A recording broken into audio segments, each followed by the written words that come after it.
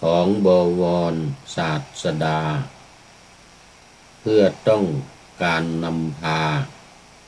ชีวิตไปสู่บุญกรรมคำว่าศาสนานั้นได้แก่การใช้พระธรรมมาเป็นเครื่องชี้นำให้ถึงสุขสงบจริงไม่ใช่เครื่องรางเก่าหรือรูปเคารพและสิ่ง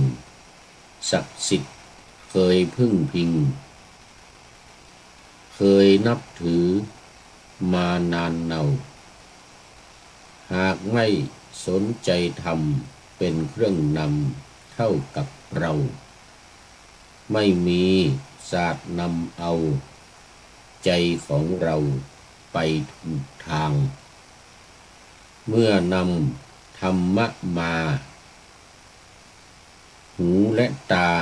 จะสว่างถือว่ามีศาสตร์นำทางให้ตนเองเป็นไปในภพภูมิทั้งสูงต่ำ31ภพภูมิใหญ่ใจบังเกิดขึ้นในภพน้อยใหญ่ตามต้องการภพน้อยเช่นแมลงวีดำแดงเลนไรผ่านใจดวงนี้เท่านั้นเป็นผู้รับผลแห่งกรรมภพใหญ่เช่นช้างม้าวัวควายลาก็ใจนำเป็นผู้รับผลกรรมเช่นเดียวกันไม่ผันแปรขอถวายความนอบน้อมแด่พระรัตนตรัยมีพระพุทธเจ้าเป็นต้นขอถวายความเคารพพระมหาเถระพระเถรานุเถระเจ้าคณะพระสังฆาธิการทั่วโลกมีพระเดชพระคุณพระธรรมเสนาบดีเจ้าคณะภาค7วัดพระธาตุดอยสุเทพเป็นต้นและขออำนวยพรแด่ท่านผู้ฟังท่านผู้ชมสาธุชนพุทธบริษัททั้งหลายวันนี้รายการ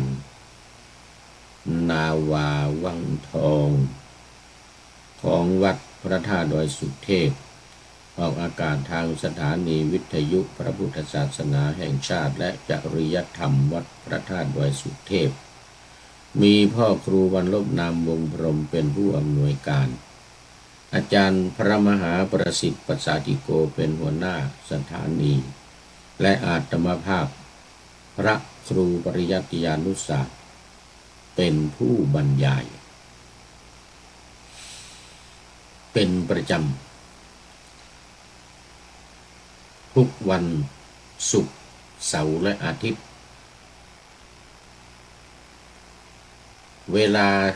7:30 นาทีถึง8 นาฬิกา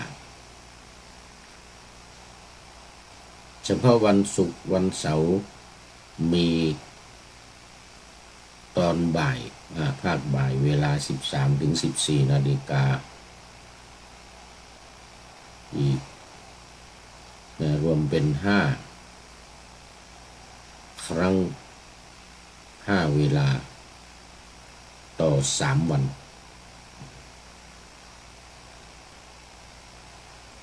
2 สถานีวิทยุเพื่อการศึกษาพระพุทธศาสนาและวัฒนธรรมวัดฝายหินตำบลสุเทพอำเภอเมืองจังหวัดเชียงใหม่มีท่านพระครูสมุขวิสุวัตวรกิจโจเป็นผู้อำนวยการออกอากาศเวลา17-18 นาฬิกาวันพุธ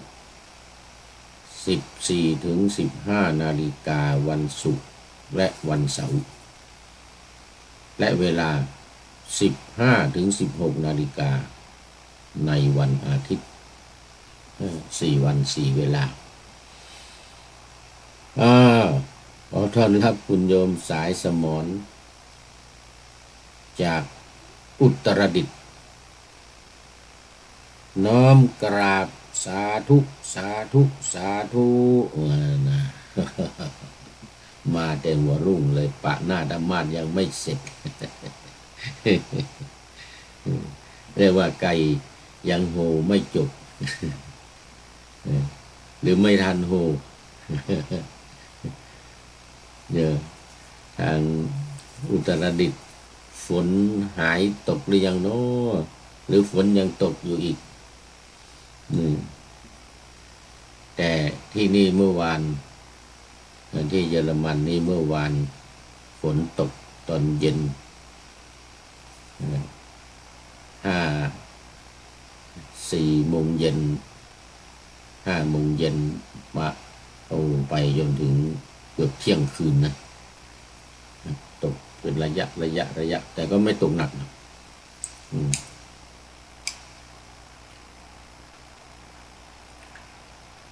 แล้ววันนี้อุณหภูมิก็ดีพอสมควรในขณะนี้11 องศาแล้วสูงสุด15 องศาวันนี้แต่ต่ำสุดคือ6 องศา เดี๋ยวก็เย็นอีกพอเราไปตอนกลางคืนนู่นจะไปตอนกลางวันก็จะประมาณ15 องศาสูงสุด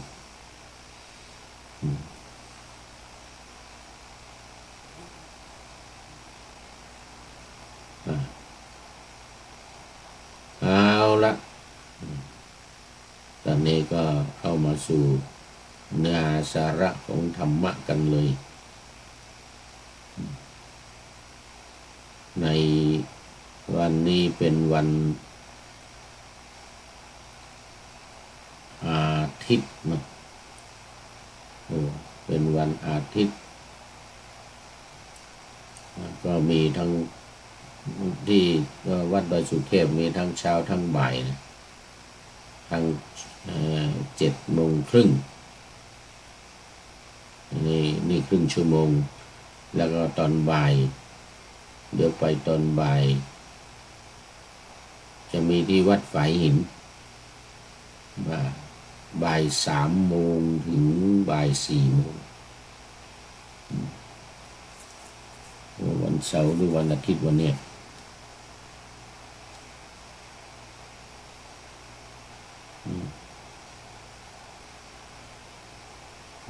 วันอาทิตย์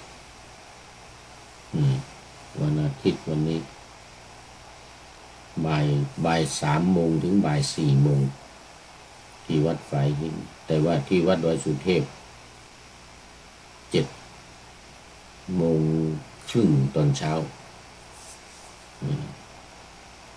ผ่านมาแล้ว7 โมงครึ่ง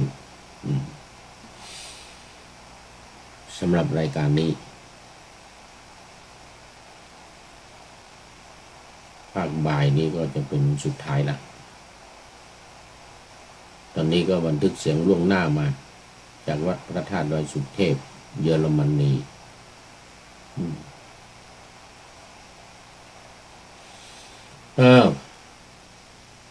เนื้อหาวันนี้หัวข้อว่าใช้ธรรมนำทางตามหลักชาวพุทธ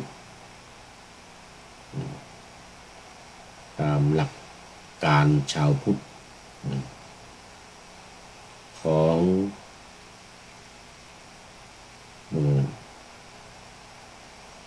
สำนักพระราชวังโครงการปูทางสู่ธรรมนาวาวังจึงมาเป็นชื่อรายการนี้ว่านาวาวังทองนาวาวังทองก็คือรายการธรรมะที่มีคุณค่ามากที่สุดเหมือนทองคำเลยทีเดียวเหมือนทองคำเลยทีเดียว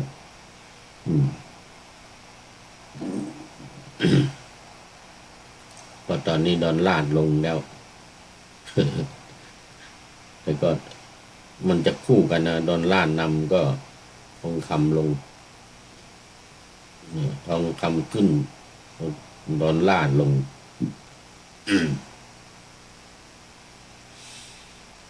ตระกูลเงินต่างๆก็ลงตามไปด้วยตามทองคำเพราะว่าตามหลักแล้วตระกูลเงินต่างๆเนี่ยของไทยเราด้วยรูเบิลของรัสเซียหยวนของจีนเยนของญี่ปุ่นนี่เรามีทองคำเป็นเครื่องค้ำประกันแต่ดอลลาร์นี่ไม่มีดอลลาร์นี่ก็เป็นแต่ใบกระดาษเปล่าๆไม่มีทองคำค้ำประกันดอลลาร์เขาพิมพ์ดอลลาร์ออกมาโดยไม่ต้องใช้ทองคำค้ำประกันก็ทำให้ไม่มีน้ำหนักไม่มีคุณค่ามากเท่ากับตระกูลเงินไทยของเราหรือตระกูลเงินที่มีทองคำหนุนหลังเป็นประกันอันนั้นไม่มีประกันอะไรมีแต่กระดาษสดๆมาพิมพ์ออกมาซึ่งมีคนเปรียบเทียบว่าเหมือนใบกงเต็กเหมือนใบกงเต็กเงินที่เผากระดาษที่เผาส่งไปให้ผีเงินดอลลาร์มันเหมือนกับใบกงเต็กพิมพ์ออกมาโอ้โหเขาไปสำรวจเมื่อครั้งที่แล้วที่ผ่านมาเนี่ยอะไรตัวแทนของรัฐบาลทรัมป์ประธานาธิบดีทรัมป์อีลอนมั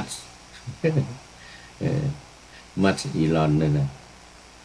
มหาเศรษฐีใหญ่เป็นหัวหน้าเขาเรียกดอทนี่รัฐบาลของประธานาธิบดีสหรัฐอเมริกาเข้ามาปุ๊บเขาก็มีหน่วยงานเนี่ยเขาเรียกดอทเนี่ยหน่วยงานตรวจสอบการ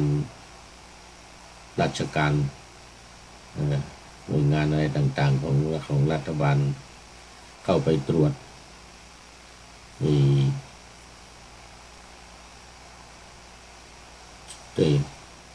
ระบบการพิมพ์เงินของสหรัฐอเมริกาพบแท่นพิมพ์4 แท่นใหญ่ๆพิมพ์กระดาษล้วนๆไม่มีทองคำหนุนหลังไม่มีหลักประกันไม่มีอะไรค้ำประกันโอ้เหมือนใบกงเต็กจริงๆแค่แท่นพิมพ์เนี่ยของเราเนี่ยประเทศต่างๆก็จะมีแท่นเดียวพิมพ์ใบแบงก์ออกมาเนี่ยพิมพ์เงินออกมาเนี่ยแต่ดอลลาร์มี4 แท่นใหญ่ๆพิมพ์ลูกกระดาษลูกเดียวจะพิมพ์เท่าไหร่ก็ได้ตามใจฉันเหมือนกับใบกงเต็กกันเนี่ยกี่หมื่นกี่แสนกี่ใบราคาจะมาใบละล้านใบละ2 ล้าน5 ล้านก็ได้แล้วแต่เขียนแต่พิมพ์ออกมาไม่มีทองคำหนุนหลังไม่มีทองคำเป็นค้ำประกันแต่ของเราเนี่ยของไทยของจีนของ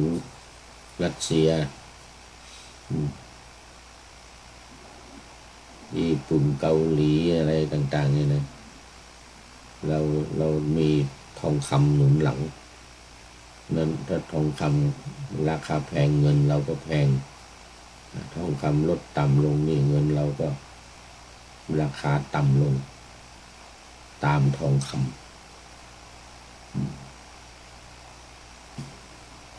ส่วนเงินของตระกูลดอลลาร์นี่ไม่มีเป็นแต่กระดาษเปล่าๆเท่านั้นตอนนี้มันก็เลยไม่มีคุณค่า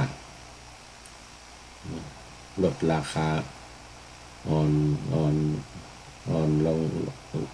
นลงมากนะอันนี้พูดอะไร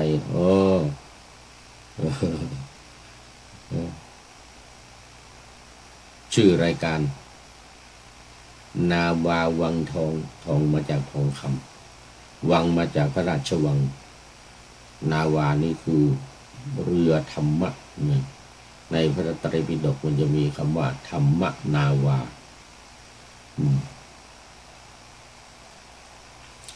เอามาจากพระไตรปิฎกซึ่งสำนักศึกษาธรรมนำไปตั้งชื่อสำนักว่าดอยธรรมนาวาธรรมนาวานี่มันเป็นชื่ออยู่ในพระไตรปิฎกดอยธรรมนาวาโน่นอยู่จังหวัดเชียงรายของเจ้าคุณอาจารย์ต้นของเจ้าคุณอาจารย์ต้นเดี๋ยวเดี๋ยวจะมาเยอรมันเดือนนี้ประมาณวันที่5 ที่ 6นี่เป็นพระคุณท่านเจ้าคุณต้นเจ้าคุณอาจารย์ต้นอาจารย์ทวีวัฒน์จารุวรรณโนเจ้าสำนัก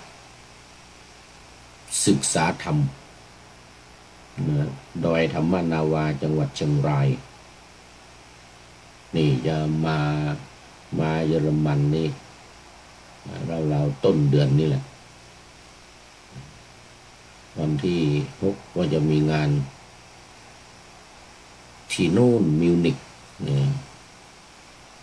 มีงานประชุมใหญ่มีงานประชุมใหญ่เกี่ยวกับธรรมนาวาวัง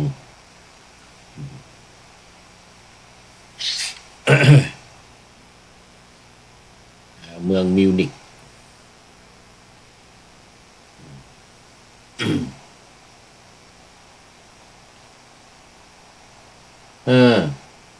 เอาละหัวข้อใช้ธรรมนำทางวันนี้ดังที่ป่าหน้าธรรมะเอาไว้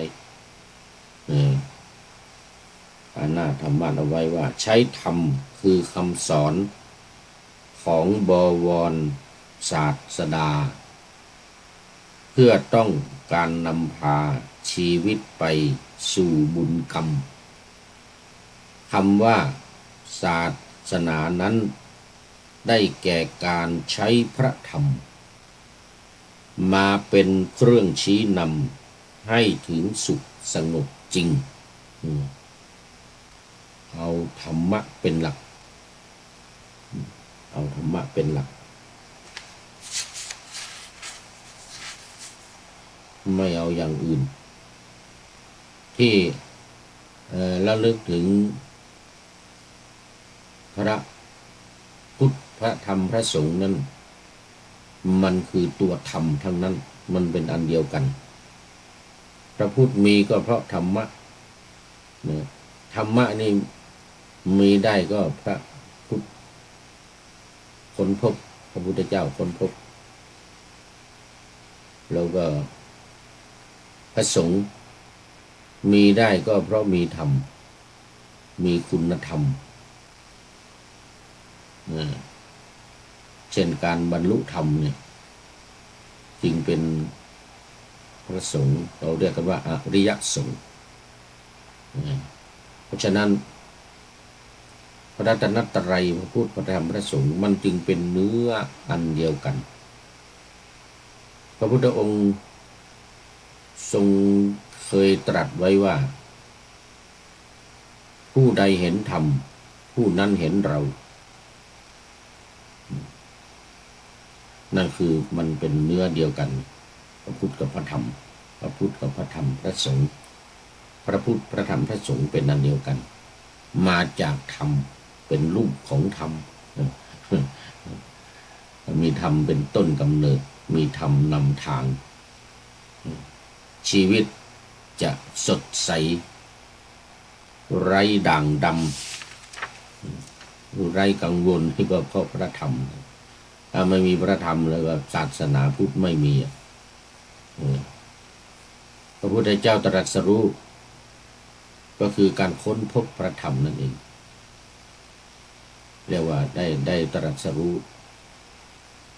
อนุตตรสัมมาสัมโพธิญาณก็ได้รู้ธรรมพระสงฆ์จะเกิดขึ้นอย่างพระสงฆ์เกิดขึ้นครั้งแรกที่ป่าอิสิปตนมฤคทายวันสมัยแรก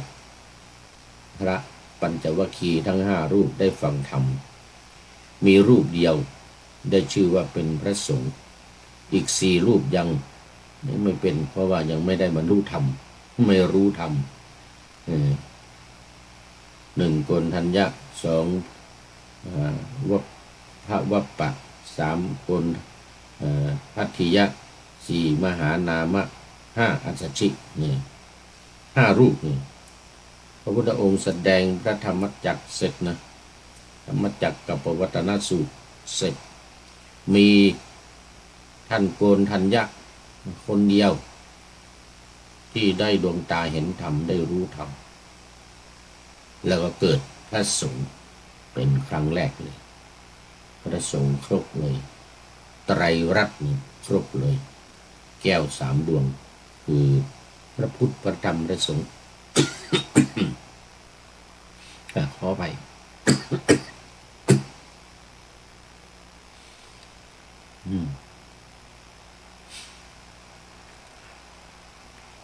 เรียกกันว่าเป็นวันพระสงฆ์วันอาสาฬหบูชาที่พระองค์ทรงแสดงธรรมจักรกับปวัตตนสูตรขึ้น15 ค่ำ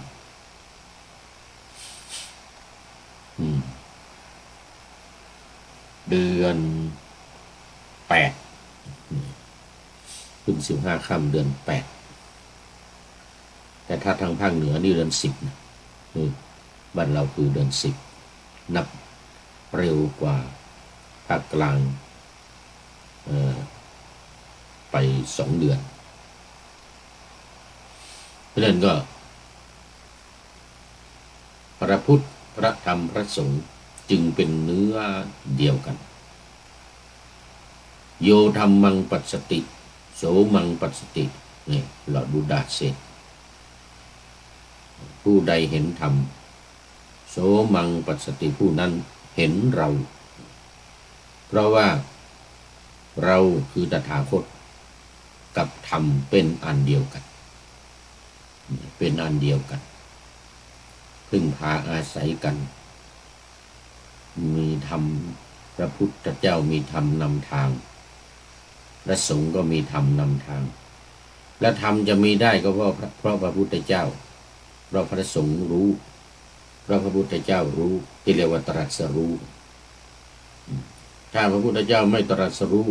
หรือไม่รู้ธรรมไม่บรรลุธรรมพระสงฆ์ไม่ตรัสรู้ไม่รู้ธรรมไม่บรรลุธรรมพระธรรมก็ไม่มีความหมายมันก็มีของมันอยู่ในโลกเนี่ยพระพุทธเจ้าไม่ได้สร้างขึ้นมาพระธรรมมันมีอยู่ก่อนแล้วมันมีอยู่ในโลกนี้ประจำอยู่ในโลกนี้ธรรมจักรอาทิตย์อานัตอะไรทั้งหลายต่างๆเหล่านี้มันมีของมันอยู่พระพุทธเจ้านี่ได้ค้นพบ ซึ่งเปรียบเหมือนกับคนที่หงายถ้วยที่คว่ำอยู่เนี่ยขึ้นมาให้คนเห็นข้างในมันหรือเหมือนกับการจุดประทีปในที่มืดให้คนที่มีตาสว่างเนี่ยไม่ใช่คนตาบอดนะมีคนตาสว่างคนตาเห็นดีเนี่ยได้เห็นทางได้เห็นในได้เห็นทุกอย่างทุกสิ่งทุกอย่างในที่มืดเพราะแสงสว่างที่หรือประทีปที่จุดเป็นแสงสว่างนั้นพระพุทธเจ้าจึงเหมือนกับคนจุดประทีปโคมไฟใต้อะไรต่างๆในที่มืด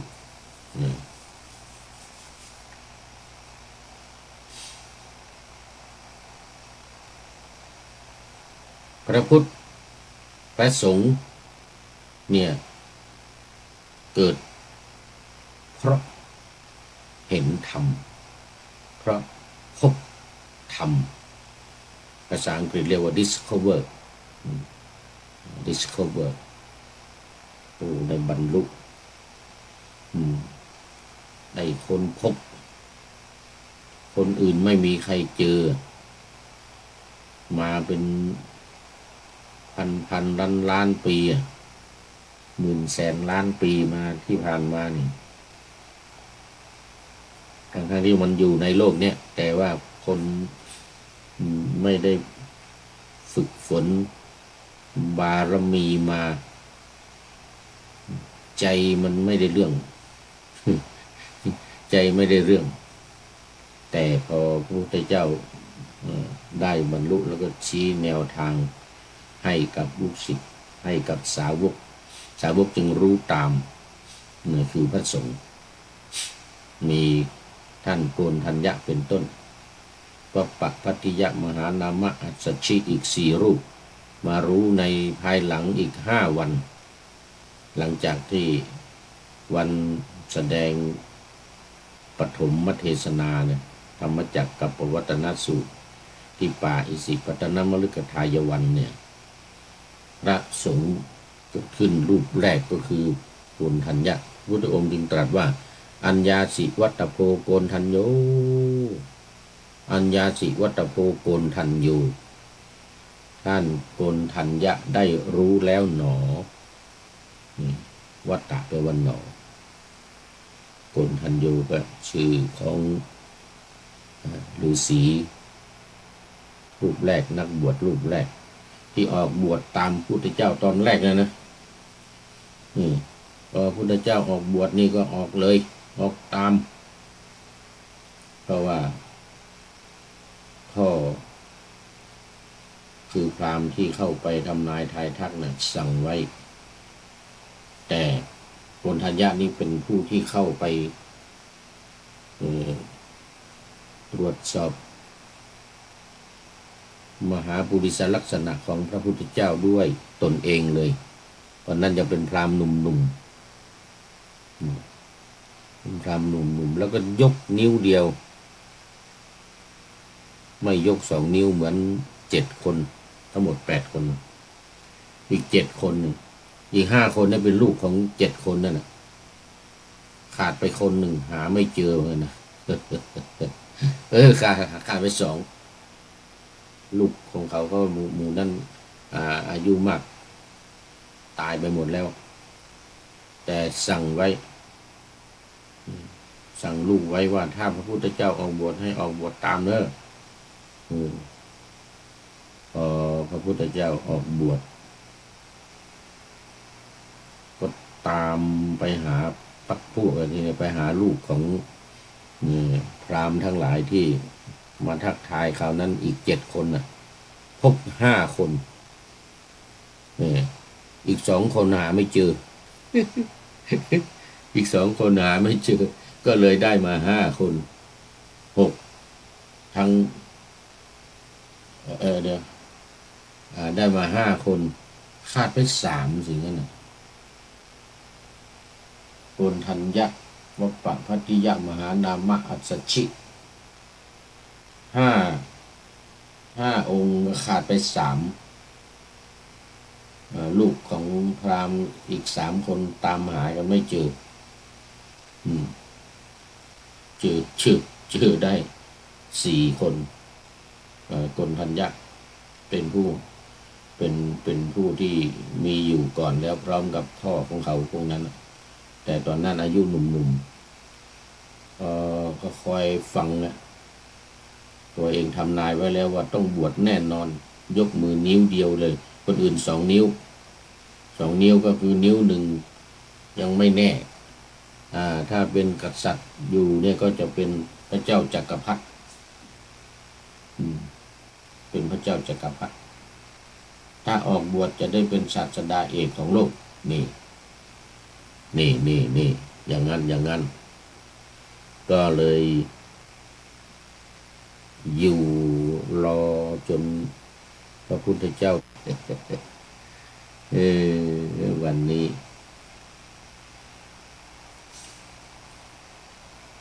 มาแล้ว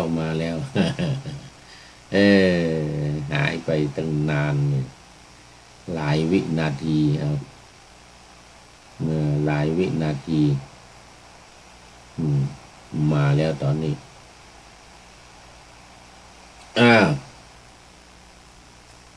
มาพูดถึงการใช้ธรรมนำทางเลยในหัวข้อหลักการ4 อย่างวิธีการ6 อย่างหลักการ4วิธีการ6นั่นว่าไปบ่อยๆแล้ว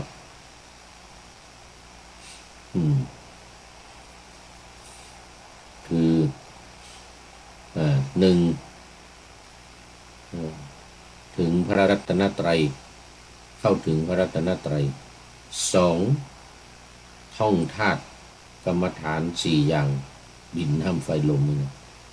ทั้งบาลีทั้งภาษาไทย3ท่องขันธ์5ทั้งภาษาบาลีภาษาไทยรูปเวทนาสัญญาสังขารวิญญาณแล้วก็4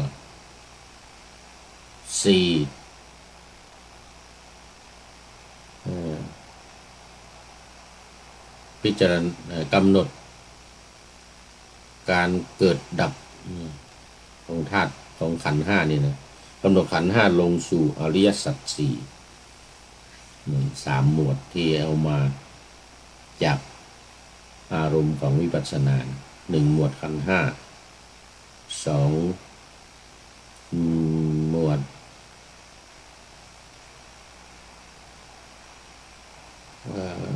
อริยสัจ4หลักก็2 อย่างนี่แหละทีนี้ธาตุ4มันก็อยู่ในขันธ์5อยู่ในรูปคือมหาภูตรูปมหาภูตรูป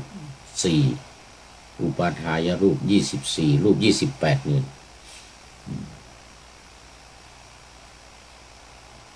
แล้วก็การเรียนรู้ขันธ์5การกำหนดกาย6 ขั้นตอนซึ่งก็สืบเนื่องมาจากอารมณ์ของสมถะในหมวดอสุภกรรมฐานแต่ว่าไม่ได้เอามาตามนั้นทั้งหมดแล้วก็มาตั้งชื่อใหม่อย่างการกำหนดกาย6 ขั้นตอนเนี่ยเดิมเขาจะเป็นอุทุมาตกะวินีลักกะเป็นต้นเลยนะซากศพที่พองขึ้นซากศพที่มีสีเขียวด่างดำอะไรเงี้ยซากศพที่ขาดเป็นท่อนอะไรก็ไปจนถึงโลหิตตกะซากศพที่มีเลือดไหลอาบแล้วก็อัฐิกะสุดท้ายเหลือแต่กระดูกของสำนักพระราชวังเนี่ยธรรมนาวาวังเนี่ยจะเหมือนอยู่ก็คือเนี่ยกระดูกเนี่ยนะอัฐิกะเนี่ยนะเหลือแต่กระดูกนะ ลือแต่โครงกระดูกอยู่ในข้อที่ห้าข้อที่ห้าเหลือแต่โครงกระดูกแล้วข้อที่หกก็เป็นกระดูกสลายอีกข้อที่หนึ่งเป็นลมหมดลมหายใจข้อที่สองน้ำดันดินขึ้นมาเนี่ยมันจะไปตรงกับข้อหนึ่งในอสุภกรรมฐานคืออุทุมาตกะคือซากศพที่พองพอน้ำดันดินขึ้นมาดินก็พองแต่ว่าไม่ได้เรียกว่าอุทุมาตกะเนี่ยแต่ไปเรียกว่าน้ำดันดินขึ้นมาสองนี่น้ำดันดินขึ้นมาสาม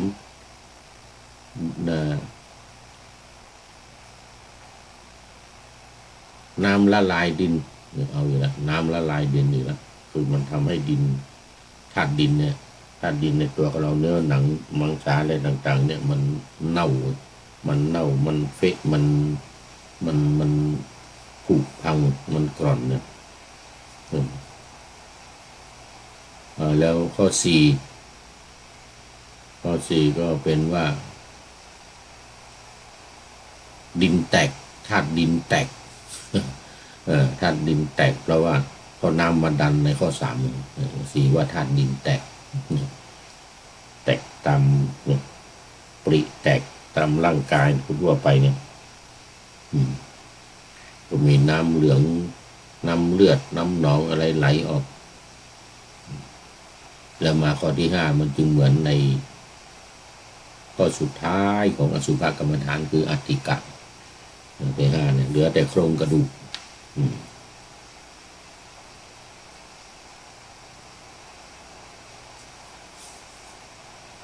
ก็สืบเนื่องมาจากอสุภกรรมฐานในสมถกรรมฐานเนี่ยอารมณ์กรรมฐาน40ก็เหมือนในหมวดอสุภะเนี่ยนิดหน่อยเสร็จแล้วธาตุสี่ใน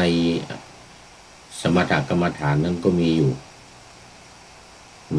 นสมถกรรมฐานนั้นมีหมวดจตุธาตุจตุธาตุววัฏฐานนะ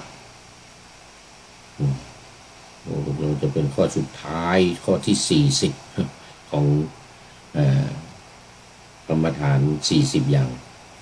อารมณ์กรรมฐาน40อย่างข้อสุดท้ายเลยจตุธาตุววัฏฐานนะการกำหนดธาตุสี่ดินน้ำไฟลมหนึ่งแต่ว่าเขากำหนดมาเป็นหนึ่งขอต้อนรับคุณโยมพิษสมัยศรีเทพธรรมรงค์โอ้โหนี่นานจากลำปางหลายวันแล้วนี่ไม่ได้เข้ามาโอ้สาธุกราบนมัสการสาธุเจ้าโอ้มาแล้วดีใจโมทนาจากลำปางฝนฟ้าคะนองตกอะไรบ้างยังไงเนาะเนี่ยทางลำปางเนี่ยโอ้โมทนาเด้อคุณโยมพิษสมัยศรีเทพธรรมรงค์นี่อุตรดิตถ์มาแล้วลำปางมาแล้วโอ้เชียงใหม่ยังไม่เห็นใครเข้ามานี่เชียงใหม่เนนน้อยสังเหลือวัดป่าแดงก็ถ้าจะกำลังฉันเพลอยู่เสร็จแล้วฉันเพลเสร็จแล้ว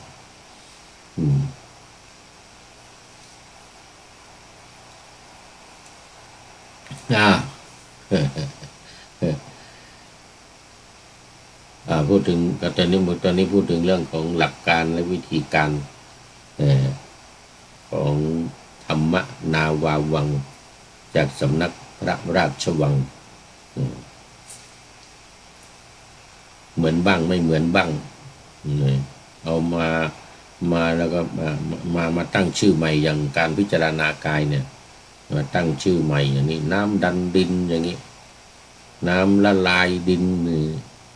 ดินแตกแล้วก็เหลือโครงกระดูกแล้วก็โครงกระดูกพังลงไปสู่ดินอย่างนี้เนี่ยเหมือนบ้างไม่เหมือนบ้างนิดหน่อยแต่ว่าเคราโครงมาจากอันเดียวกันสมถะและวิปัสสนา สมถกรรมฐานและวิปัสสนากรรมฐานส่วนใหญ่จะเป็นวิปัสสนามีมากกว่าอย่างขันธ์ห้านี่ก็เป็นวิปัสสนาอริยสัจสี่เป็นวิปัสสนาสองอย่างนี้มาจากข้อที่หนึ่งของอารมณ์วิปัสสนาเลยขันธ์ห้า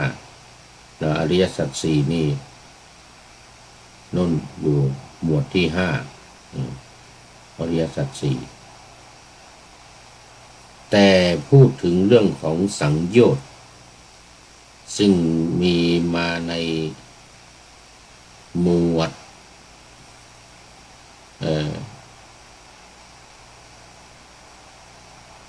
อินทรีย์22ข้อที่20 21 22ซึ่งพูดถึงสังโยชน์10ประการใน ธรรมนาวาวังนี่พูดถึงสังโยชน์10ประการเหมือนกันโดยเฉพาะ3ประการแรกคือสักกายทิฏฐิวิจิกิจฉาศีลพัตตปรามาสใน3ข้อนี้เน้นเพราะว่าเน้นเรื่องของการบรรลุธรรมเป็นโสดาบันเป็นโสดาบันก็เลยต้องพูดถึงสังโยชน์ถ้าไม่พูดสังโยชน์ก็ไม่ได้บรรลุธรรมมันก็ไปเหมือนอยู่หน่อยในอินทรีย์22ข้อที่20อนัญญตัญญัสสามีตินทรีย์นั้นจะหมายถึงการเห็นสังโยชน์3ข้อเบื้องต้นเป็นโสดาปัตติมรรคส่วนโสดาปัตติผลสกทาคามิมรรคสกทาคามิผลอนาคามิมรรคอนาคามิผลและอรหัตตมรรคนั้นอยู่ในข้อที่21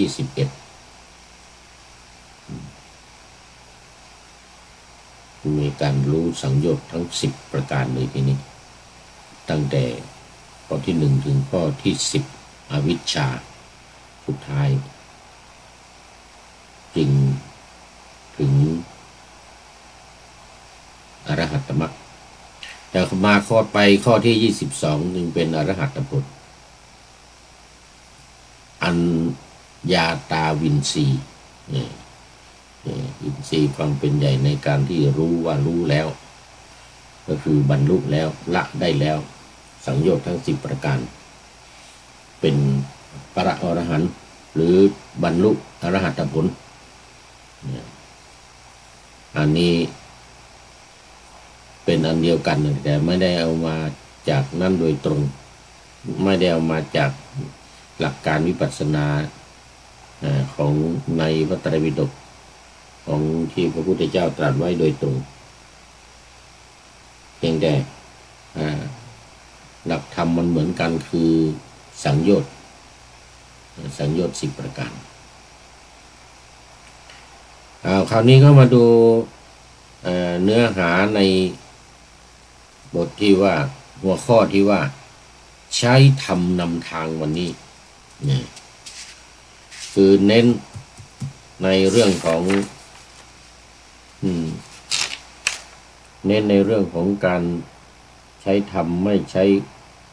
เครื่องรางของขลังหรือรูปเคารพทั้งหลายสิ่งศักดิ์สิทธิ์ทั้งหลายที่เคยนับถือกันมาไม่ให้ถือให้ถือแต่ธรรมนั่นก็หมายถึงพระรัตนตรัยพระพุทธพระธรรมพระสงฆ์ซึ่งได้กล่าวแล้วว่ามันเป็นเนื้อเดียวกันเนี่ยเป็นเครื่องนำทางพระรัตนตรัยนี่เป็นเครื่องนำทางหรือศาสนาได้แก่คำสอนก็คือพระธรรมเป็นเครื่องนำทางมาเน้นตรงนี้ ที่ว่าคำว่าศาสนานั้นได้แก่การใช้พระธรรมมาเป็นเครื่องชี้นำให้ถึงสุขสงบจริงไม่ใช่เครื่องรางเก่าหรือรูปเคารพและสิ่งศักดิ์สิทธิ์เคยพึ่งพิงเคยนับถือมานานเนาหากไม่สนใจธรรมเป็นเครื่องนำเท่ากับเราไม่มี ศาสตร์นำเอาใจของเราไปถูกทาง เมื่อนำธรรมะมาหูและตาจะสว่าง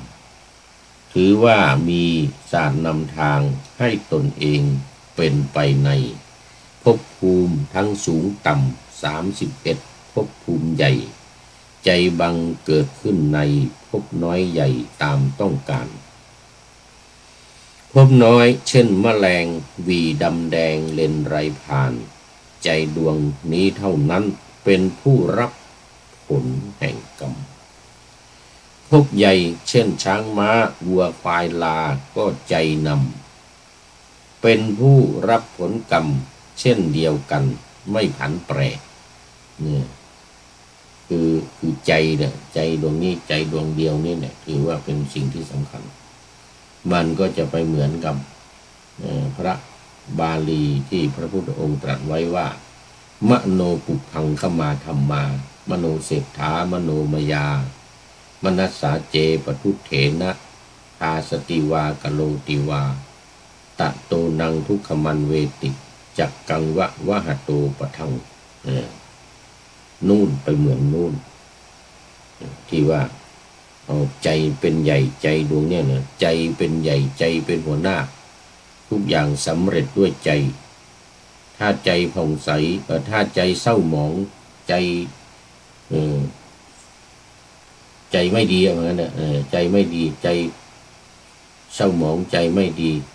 ทุกข์ก็ติดตามเขาเหมือนกงล้อหมุนตามโคที่ลากเวียนไปลากรถไปมันจะเป็นราชรถนะก็กงล้อนี่ก็หมุนไปตามนั้นแต่ถ้าใจดี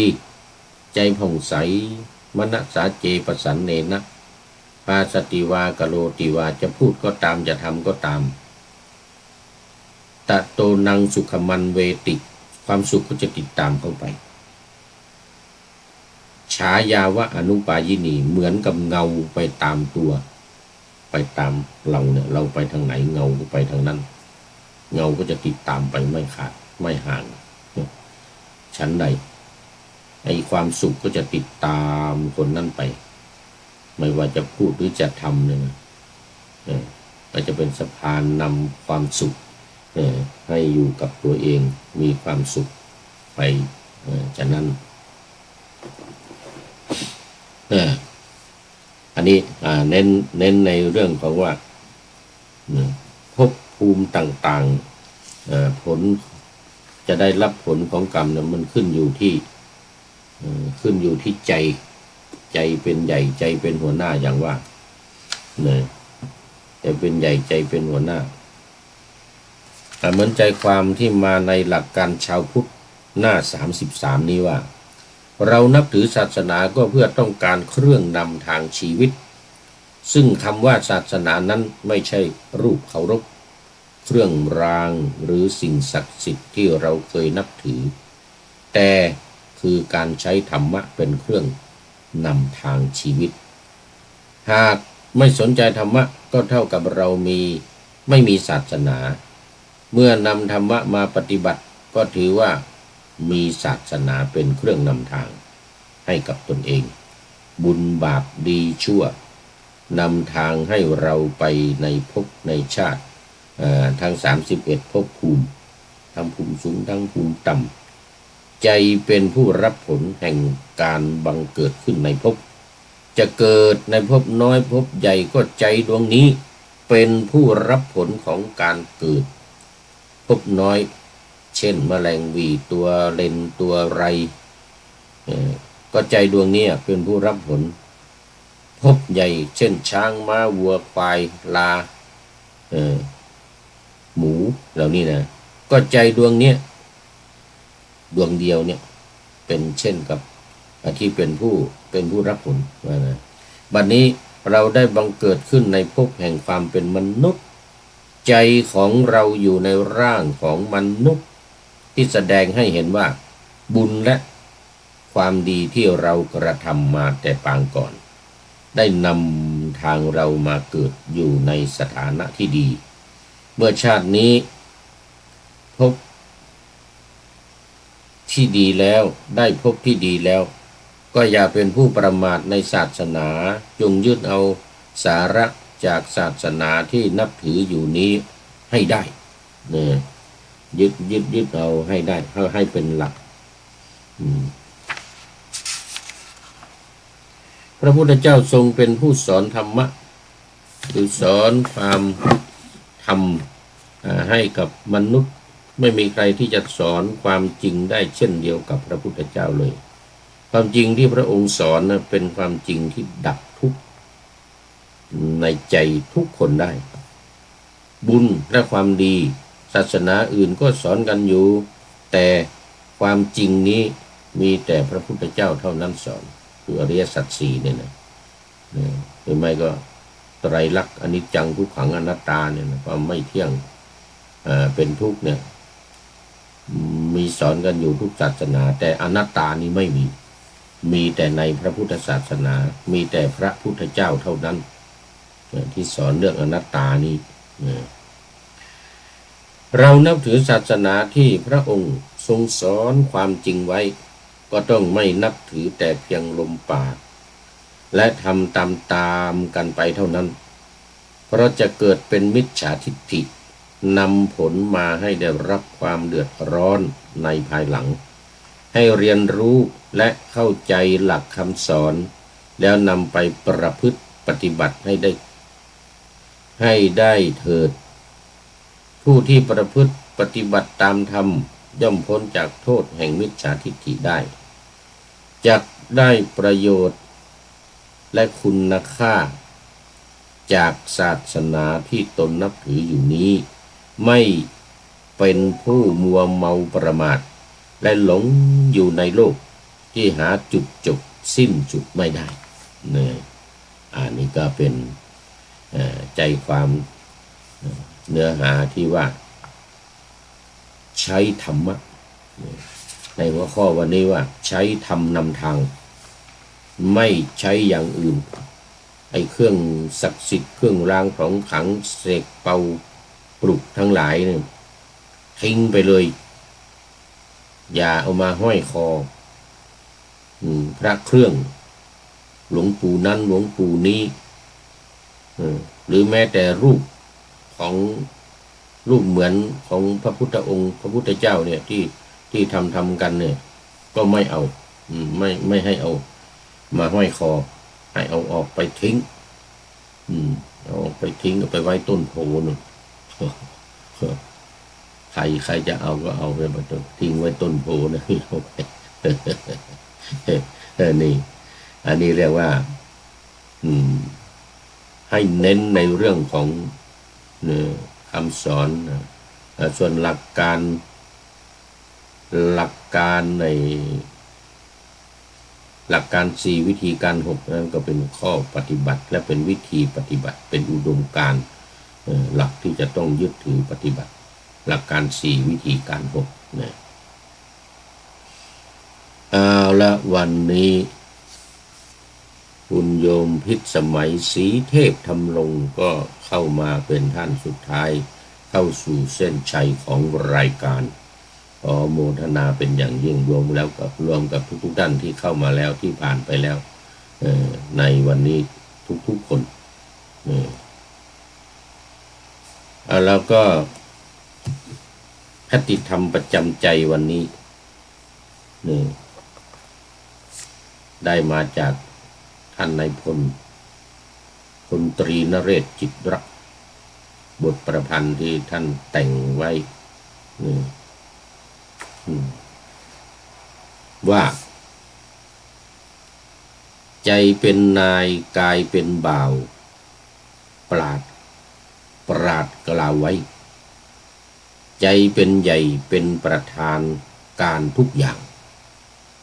ใจเป็นผู้เนรมิตนำทิศทางทุกสิ่งสร้างร้ายหรือดีอยู่ที่ใจฝากท่านทั้งหลายไว้ท้ายรายการในวันนี้เป็นคติธรรมประจำใจประจำรายการ ประจำของวันนี้เรื่องการใช้ธรรมนำทาง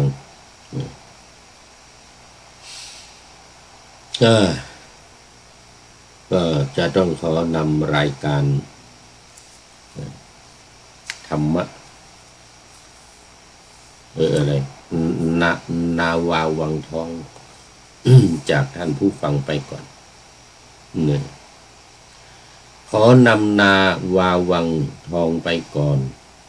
แล้วจะย้อนมาใหม่ในวันหน้า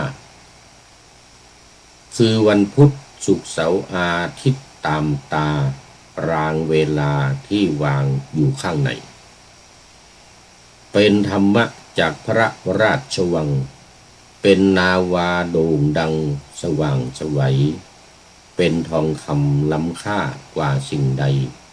ชุบชีวิตจิตใจให้ใสงามขอเชิญท่านทั้งหลายนำไปท่องตามคุณของพระรัตนสามพุทโธเมนาโถธัมโมตามสังโฆเมนาโถยามภาวนาว่าบ่อยๆซ้ำๆจำในจิตจนมันติดในใจไม่หายหน้านอนนั่งยืนเดินจำทุกเวลาตั้งแต่ตื่นขึ้นมาถึงหลับไปขอทุกท่านได้ผลจากปฏิบัติได้กำจัดความทุกข์พบสุขใสพลันปลอดโปร่งโล่งสบายทั้งกายใจอยู่ที่ใดใจสงบพบนิพพานขอเจริญพร